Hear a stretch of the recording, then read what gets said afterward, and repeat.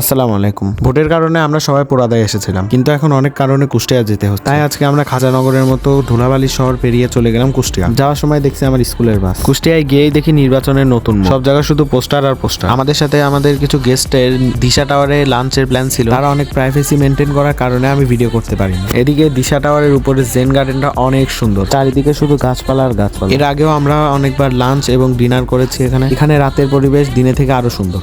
যাই হোক, বাসার যে কাজে এসেছিলাম সেটি কমপ্লিট করে আমি চলে যাই সাদিকদের বাসায়। এদিকে যাওয়ার সময় গ্যারেজে দেখি সাইকেলের অবস্থা প্রচুর খারাপ। সাদিকের দাদু আমাদের 500 টাকা দেয়, আমরা চলে যাই বনফুডে। সেখান থেকে কিছু কুকিজ নেওয়ার পরে আমরা চলে যাই টেস্টি ট্রিটে। তারপরে আমরা অর্ডার দিই 2টা চিকেন স্যান্ডউইচ অ্যান্ড এটা নতুন আইটেম যার নাম ওরাই জানে না, নিউ আইটেম, তাই আমরা টেস্ট করলাম। But it was good. দাম অনুযায়ী এটি একটা ওয়ার্থেড আইটেম, বাট এই প্রাণের জুসটা ভালো কিনা বলা যাচ্ছে না। তারপরে বিল দেওয়া শেষে আমরা চলে যাই বাসায়। তারপরে আমরা দুই ভাই কিছুক্ষণ বিশ্বকাপ জেতার মতো ফুটবল ম্যাচ খেলে আমি চলে আসি পোড়াদা নানু বাড়িতে।